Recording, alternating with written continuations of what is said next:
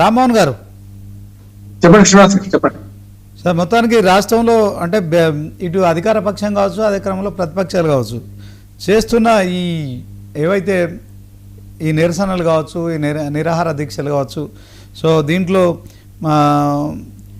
నిన్నటి దాకా 22A అంటే అది ఇప్పటికీ అయిపోలేదు. 22A అంశం కొనసాగుతూనే ఉంది. దీంట్లో ఫీజుల బకాయిల మీద బీజేపీ లడాయి అనే ప్రోగ్రాం తీసుకున్నారు. రాష్ట్ర బీజేపీ అధ్యక్షులు 2 రోజులు నిరాహార దీక్ష చేశారు.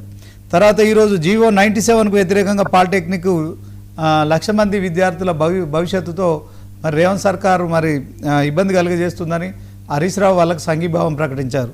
అసలు ఈ జీవో 97 ఏంటి? తర్వాత బీఆర్ఎస్ మరి 1000 రోజుల పాలన మీద సమరబేరి కార్యక్రమం వారం రోజుల పాటు నిరసన చేయబోతున్నారు. బీజేపీ కూడా ఖచ్చితంగా చాలానే పెద్ద ప్రోగ్రాంలు చేస్తుంది. సో నిజంగా అంటే ఈ నిరసనలు వీటన్నిటిని చూస్తే మనం ఏ రకంగా చూడొచ్చు? వీటిని అసలు వాస్తవానికి ఏం జరుగుతుందంటే ఏం చెప్తారు సార్? శ్రీనివాస్ గారు, మీకు మిత్రులు వెంకటరెడ్డి గారికి, రామూర్తి గారికి నమస్కారం. టీవీ ప్రేక్షకులు కూడా ఖచ్చితంగా ప్రతిపక్షాల బాధ్యత కదా, ప్రజల సమస్యలు ప్రతిబింబించాలి, దానికోసం ఉద్యమాలు చేయాలి. ప్రతిపక్షంగా నిర్మాణంగా వాళ్ళు చేస్తున్న పని కరెక్ట్ అంటున్నారు. వాళ్ళిద్దరు చెప్పిన చాలా వాస్తవాలు ఉన్నాయి. 1000 ఏళ్ల విధ్వంసం, 1000 ఏళ్లలో ఈ 420 హామీలు 417 వాళ్ళు అంటే 420 అంటున్నారు. 417లో 3 వచ్చినాయి. ఒకటేమో మన ఉచిత బస్సు, 200 యూనిట్లు కరెంటు, అది అందరూ కూడా అంతలేదు. ఒకటి రుణమాఫీ సాగమైంది, హామీలో లేదు కానీ సాగమైంది. ఇది జరిగింది కనుక కొత్తగా వాళ్ళు ఇచ్చింది లేదు, అన్ని పునారిపోయింది. నేను ఇవాళ ఉదయం 6-7 గంటల నుంచి ఒక 5-6 గ్రామాలు తిరిగాను. అందరి మిత్రులు, అనుకోకుండా ఒక జర్నలిస్ట్ మిత్రుడి సన్మాన సభకు పోతే బండారు దత్తాత్రేయ గారు వచ్చిండ్రు. సరే, ఆయన మాట్లాడలేనుకుంటే విషయాలు కానీ బీజేపీ, కాంగ్రెస్, కమ్యూనిస్టు, టీఆర్ఎస్ అందరూ ఉన్నారు అక్కడ. అందరు మిత్రులతో మాట్లాడారు. నాకు అర్థమైంది ఏంటంటే ఈ ప్రభుత్వం మీద ఇంక్లూడింగ్ కాంగ్రెస్ పార్టీ వాళ్ళకి ముఖం లేకుండా పోతుంది. ఊళ్ళలో పోయి ముఖం లేదు సార్, ఏం చేయాలి సార్, ఈ పరిపాలన మేము చెప్పుకోలేకపోతున్నాం, కాన్స్టిట్యూషన్ కాళ్ళ మీద పడతారని వాళ్ళే చెప్తున్నారు. ఈ మిగతా వాళ్ళని ఇట్లా విమర్శిస్తారు. శ్రీనివాస్ గారు, నేను వాస్తవంగా 6 నుంచి సరిగ్గా 7 గంటల టీవీ ఛానల్ వరకు మేము దాదాపు 12 గంటలు ప్రజలలో ఉన్నాం. నేను స్పష్టంగా చెప్తున్నా ఏంటంటే ఇవాళ ఫీజు రీయింబర్స్ విషయంలో మొదట్లో చెప్తాను. ఫీజు రీయింబర్స్ విషయంలో బీఆర్ఎస్ రాగానే కాంగ్రెస్ బకాయిలు ఇస్తే గౌతమ్ రావు గారిని నన్ను కూడా పెంచింది. నేను ఒక 6 నెలల హనీమూన్ పీరియడ్ ఇద్దామయ్యా, వద్దు, ఎందుకంటే మీరు ఇప్పుడే ప్రభుత్వం మీద పడితే అది వాడు పెళ్లి చేసుకున్న కొత్తలే పిల్లలు గంటాడు, ఎవడగంటాడు, కొద్దిగా ఆగండి అన్న. నిజంగా ఆగిన తర్వాత వాళ్ళు ఫీ రీయింబర్స్మెంట్ ఇచ్చేసి కంటిన్యూ అవుతుంది. ప్రభుత్వాలు శాశ్వతం మన శ్రీనివాస్ గారు, పార్టీలు శాశ్వతం కాదు కదా, బకాయిలు ఉంటాయి. అది ఒక్కటే కాదు, ఫీ రీయింబర్స్మెంటే కాదు, ఇవాళ సర్పంచులకు బకాయిలు ఇప్పటికి ఇస్తలేదు. వాళ్ళు 30% కమిషన్ ఇవ్వలేరు కదా, ఎప్పుడో చేసిండ్రు. అప్పుల మీద పడితే ₹2, ₹3 అక్కడ మిత్తి తెచ్చిండ్రు. వాళ్ళది కూడా నిన్న కాక మొన్న సర్పంచుల సదస్సు నేను మాట్లాడినా, పాల్గొన్నా. అంటే దుర్మార్గంగా పాత బకాయిలు మేమెందుకు ఇస్తాం అని దుర్మార్గంగా మాట్లాడుతున్నారు రేవంత్ రెడ్డి గారు. పాత బకాయిలు మేమెందుకు ఇస్తామని ఎట్లా తప్పు కదా. పాత బకాయిలు మీదే, ప్రభుత్వం మీది, ప్రభుత్వం వచ్చిండ్రు, మీరు చాలా ఆశలతో మీరు గెలిపించిండ్రు, మీరు ఇవ్వాలి కదా. రెండోది ఏమంటున్నాను అంటే 1000 రోజుల పరిపాలన మీద ఖచ్చితంగా చేస్తారు. ఏమంటున్నా అంటే ప్రభుత్వం హామీ వచ్చింది, ఆ అతని కంటే గరుడు ఆచరణ మళ్ళీ అందరికంటే మేము ఎక్కువ ఇస్తామన్నారు, ప్రజలు ఆశపడ్డారు. నేను 3 పార్టీలకు మహాంతరాయ్ గారు రాలేగా నేను 3 పార్టీలకు ఒక విజ్ఞప్తి చేయదలుచుకున్నాను. నేను గ్రామాలలో 2 సమస్యలు గమనించింది. ఫీ రీయింబర్స్మెంట్ కరెక్టే, 1000 రోజులలో ఏం జరిగిందో చూసినాం. కానీ ఒక పెద్ద ప్రమాదం ఒకటి తెచ్చిపెట్టదు ఏంటంటే, మీరు వ్యవసాయదారులకు రైతు బంధు పోయి రైతు భరోసా ఇస్తాను కదా, 3 విత్తలు ఎగ్గొట్టిండ్రు. అది కూడా మంచం కోళ్ల వాళ్ళే, పంచపండం ఎంతమంది అంటే మంచం కోళ్ల వాళ్ళే అన్నట్టు అన్ని అయిపోయినాయి.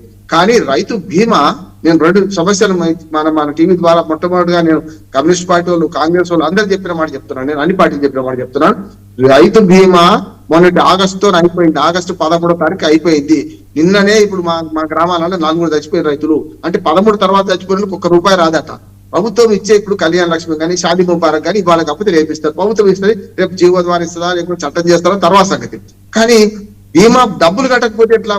రైతు బంధులో ఒక పావు మందం కాదు, ఏది ఒక సంవత్సరంలో కారు తీసేదానికి పావు మందం కాదు, 1000-2000 కోట్ల రూపాయలు కడితే మొత్తం అంతా మన రైతులకు బీమా వచ్చేది కదా. నేను చెప్తున్నాను, ఒక్కొక్క జిల్లాలో ఇప్పటికీ 13 తర్వాత మరణించిన వాళ్ళు డజన్ల సంఖ్యలో ఉన్నారు. అంటే 33 జిల్లాలు కదా, కనీసం 300-400 మంది ఉంటారు అంటున్నారు. ఈ 300-400 రైతులు మొదలెందుకు చచ్చిపోలేదు అని అనుకుంటున్నారు.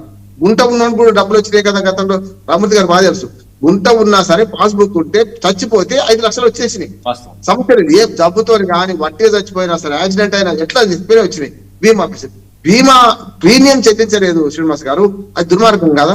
రెండో మాట చెప్తున్నాను, మొన్నటిదాకా ఇందిరమ్మ ఇల్లు మన డబుల్ బెడ్రూమ్లు పోయినాయి, ఇందిరమ్మ ఇల్లు ఇస్తా అన్నారు. మొన్నటిదాకా ఒక నిబంధన అంటే ఏముండే అంటే 850 ఫీట్ అంటే 900 స్క్వేర్ ఫీట్ కడితే కూడా వాళ్లకు 5 లక్షలు ఇచ్చేవాళ్ళు, 900 స్క్వేర్. ఇప్పుడు దాన్ని ఏం చేసారు, 750 స్క్వేర్ ఫీట్లకు కుదించారట. అంటే 650 స్క్వేర్ ఫీట్లకు కుదించారట. 650 కంటే ఒక్క ఫీట్ ఎక్కువ కట్టినా డబ్బులు ఇవ్వట. ఎప్పటి నుంచి జీవో కొత్తగా వచ్చింది, మన ఆగస్టు 1st వీక్ వచ్చింది. దానివల్ల ఏమైందంటే ఇప్పటికే పోయిన సంవత్సరం ఇందిరమ్మ ఇల్లు వచ్చిన సంతోషంగా మొదలు పెట్టుకున్నారు, కొంచెం పెద్దలు కట్టుకుందాం అనుకుంటున్నారు. డబుల్ బెడ్రూమ్ కాన్సెప్ట్ ఎందుకు వచ్చింది శ్రీనివాస్ గారు? డబుల్ బెడ్రూమ్ కాన్సెప్ట్ అంటే భార్య భర్త గౌరవంగా కాపురం చేసుకుని పిల్లలు ఉంటారు, తల్లిదండ్రులు ఉంటారు, 6 ఉంటారు ఇంట్లో. మన 6 భార్య భర్తలు కాపురం బెడ్రూమ్ కావాలి అనుకుంటారు, డబుల్ బెడ్రూమ్ కాన్సెప్ట్. అది కేసీఆర్ గారు ఆలోచించింది. అది నేనేమంటున్నాను, ఇప్పుడు మొన్న దాకా 900 స్క్వేర్ ఫీట్ అయినా మీకు ఇస్తామంటారు కదా, వాళ్ళు ముందు పెట్టుకున్నారు.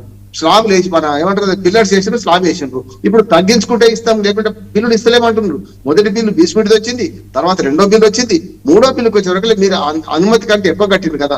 అనుమతి ఇచ్చినాడు ఇదే 900 స్క్వేర్ ఫీట్ వరకు అనుమతి ఉన్నది.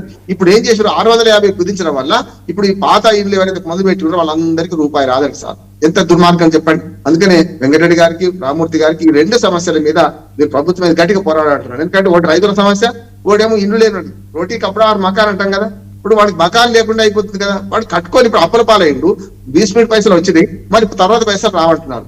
నిబంధన ఒకటి నిజంగా డబ్బులు లేవు మీ దగ్గర, పేదలు చెప్పులు ఎత్తుకుపెట్టడం చూస్తున్నాం మేము. మీరు ఏం చేయాలి, ఇప్పటి నుంచి పెడుతున్నామా, ఇప్పటి నుంచి మంజూరు అయ్యాయి కొత్త నిబంధన 650 ఫీట్లు దాటొద్దని చెప్పండి. అప్పుడు ఎవడైనా కట్టుకుంటాడు ఆలోచన చేస్తాడు. కానీ కట్టుడు మొదలు పెట్టి మంజూరు మీరే ఇచ్చి సగం కట్టాక కొంత బిల్లు ఇచ్చి ఇప్పుడు ఆ నిబంధనలకు ఇప్పుడు కొత్త నిబంధనలకు అనుగుణంగా మేము డబ్బులు ఇవ్వమంటే ఎట్లా అంటున్నాడు. ఇక ఈ 2వ దానికి వస్తుంది.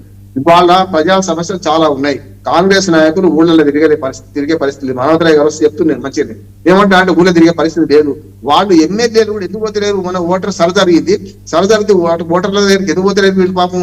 అంటే ఏది పోయినా మీద పడుతున్నారు. మీరు హామీలు ఇచ్చింది మిమ్మల్ని నమ్మి మేము ఓటు వేసామని అన్ని వర్గాలు, మహిళలు కానీ వృద్ధులు కానీ పెన్షన్ వేస్తామండి, 2000 4,000 చేస్తామండి. ఏమైంది, 2000 కానీ ఉంది కదా, 1,16 పోయి కిలో బంగారం అండి మర్చిపోమంటున్నారు కదా. నేను హామీ ఇప్పుడు అడుసుదొక్కరే కాలు కడిగినలా అంటే ఏదైనా సరే అధికారం వస్తామని ప్రయత్నం చేసి ఇవాళ ప్రజలను మోసం చేసిన పార్టీగా మిగిలిపోయింది. ఖచ్చితంగా 2.5 ఏళ్ళు అయిపోయింది. ఇప్పుడు 32 నెలలు అయింది. ఈ మిగిలింది 25 నెలలే ఉన్నది. ఈ 25 నెలల 6 నెలల ముందు ఎలక్షన్స్ వస్తాయి అనుకుంటే ఏమున్నా 22 నెలలు ఉన్న పరిపాలన. ఇప్పుడైనా సరే సవరించుకుంటే ప్రజలకు పోతారు. ఎవరైనా లేదంటారు ప్రతిపక్షాలు ఇప్పటి నుంచి ఎందుకు మంది పెట్టినాయి. ఇప్పుడు కేసీఆర్ గారు ఒక అధికారంగా మాట్లాడినారు శ్రీనివాస్ గారు, 6 నెలలు ఇద్దామా, 6 నెలలు వాళ్ళకి ఏమనొద్దు కానీ హనీమూన్ పీరియడ్ అన్నాడు. 6 అటువంటి 6 నెలలు 6 నెలలు 35 నెలలు అవుతుంది. మరి ఇంకా అట్లా ఉండదు కదా. ఇప్పుడు 9 నెలలు కాకపోయినా ఏడాదికో 2 నెలలకు పిల్లలు ఉంటారు కదా.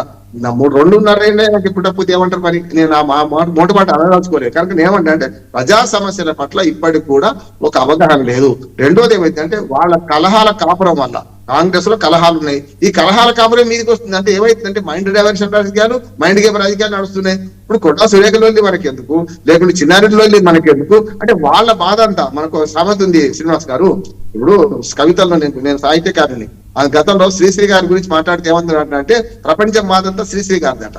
అట్లా నేను దేవలపల్లి కృష్ణరాజు ఆయన పెద్ద కవి, మనసు కవి, ఓ రకంగా చెప్పండి ఆయన మన భావకవి. ఆయన బాధంతా ప్రపంచాన్ని అనుకునేవాడు అని రాసేవాడని ఉద్దేశం. ఆయన వాళ్ళకి కించపరచడం కాదు. ఇవాళ ఏమైందంటే కాంగ్రెస్ బాధంతా ప్రపంచాన్ని అనుకుంటున్నారు. మీరు ఉంటేంది, పోతేంది, శోకాన్ని ఉంటేంది, మాకు ఏం సంబంధం, ప్రజలతో ఏం సంబంధం అంటున్నారు. కాకపోతే మీరు కీచులాడి ఏం చేస్తున్నారంటే ప్రజలను భయపెడుతున్నారు అంటున్నారు. ఒక మాట చెప్పి ముగిస్తాను శ్రీనివాస్ గారు, ఎట్లా కాదు వచ్చింది కనుక. ఒక భార్య భర్తలు ఉండేవాడు, ఒక మురికి చుట్టం వచ్చింది. వాడు వారం 10 రోజులు అట్లే ఉంటాడు. వాడు వస్తే ఏం చేద్దామని ఆలోచన చేసిందట. భార్య భర్తలు మనం పంచాయతీ పెట్టుకుని నటిద్దాం, మనం ఎలగొడదాం అనుకుంటాడు. ఎలగొడదాం అనుకుంటే పంచాయతీ పెట్టుకుని చేసిండ్రు. అయితే మీరు పంచాయతీ పెట్టుకుని నాకు అన్నమే పెట్టేట్టున్నాడు. బయటకు పోయింది ఆయన. పోగానే బిగ్గర కాల్చుకొని పీడ పోయింది వాడిని అనుకుంటాడు. మళ్ళీ తలుపు దోసుకొని వచ్చాడు చుట్టం. నాకు తెలుసు మీరు ఉత్తుత్తి పంచాయతీ మీరు పెట్టుకున్నారు, ఉత్తుత్తిగా పోయినా నేను మళ్ళీ వచ్చినా అన్నాడట. ఇప్పుడు గదే జరుగుతుంది. ప్రజలు ఏమంటున్నారు అంటే మీ ఉత్తుత్తి పంచాయతీ మాకు అవసరం లేదు, మీరు ప్రజలకు ఇచ్చిన హామీలు నెరవేరుస్తారా లేదా, కొండా సురేఖ మంత్రి ఉంటుందా, మీ అంతర్గత వ్యవహారం మాకేం సంబంధం. కనుక మంత్రి ఉంటారా, తీసేస్తారా, ఎవరిని ఏం చేస్తారు, క్రమశిక్షణ చర్య మీ పార్టీదే తీసుకోండి, ఎవడవుతాడు. కానీ ప్రజల మీద అనవసరంగా మైండ్ గేమ్ ఆడి మేమేం కొట్లాడుకుంటున్నాం కానీ పనులు కావలేదంటే ఏమవుతుంది? రేపు పొద్దున ఖచ్చితంగా మీకే నష్టం అవుతుంది అంటున్నాం. మీ కలహాల కాపురం మీకే నష్టం అవుతుంది. ఆ కలహాల కాపురం పెట్టుకొని మా మీద అఫెక్ట్ చూపెట్టుకొని ప్రజలకు మీరు ఇచ్చిన హామీలు నెరవేర్చవలసిందే. ఇప్పటికైనా 100% నెరవేర్చడానికి ఇంకా పొద్దుంది పొలం ఉంది, 2 నెలలు చేయండి, అప్పుడు మళ్ళీ మిమ్మల్ని గెలిపిస్తున్నారు. ఎవరొద్దు అంటారు? కనుక సమస్య ఏంటంటే ఈ 2 ప్రతిపక్షాలు వాళ్ళు తీసుకున్న సమస్యల పట్ల పూర్తిగా ఒక పౌర సమాజంలో ఒక వ్యక్తిగా నేను సమర్థిస్తున్నాను. తప్పక ఇటువంటి సమస్యలు ఇంకా గట్టిగా పోరాడి నేను చెప్పిన 2 సమస్యలు వెంకటరెడ్డి గారు, రామ్మూర్తి గారు, నేను రైతు బీమా ప్రీమియం కట్టలేని ప్రభుత్వం దుర్మార్గంగా ఉన్నది, 1000 కోట్లు కూడా కట్టలేని పరిస్థితి ఉన్నది. రెండోది డబుల్ బెడ్రూమ్ ఇండ్లలో నిబంధనలు కొత్తగా మార్చి పాత వాళ్ళకి అమలు చేస్తామంటే ఈ 2 సమస్యలు ఖచ్చితంగా మీ పార్టీ నుంచి చేసుకోవాలని విజ్ఞప్తి చేస్తున్నాను సార్. ఓకే రామ్మోహన్ గారు, సో మీరు ప్రభుత్వానికి వ్యతిరేకంగా మాట్లాడినట్టు అనిపిస్తుంది. వాళ్ళు కాంగ్రెస్ వాళ్ళు ఎట్లా చెప్తున్నారంటే తెలంగాణ ప్రజలు మాకు పంచాయతీ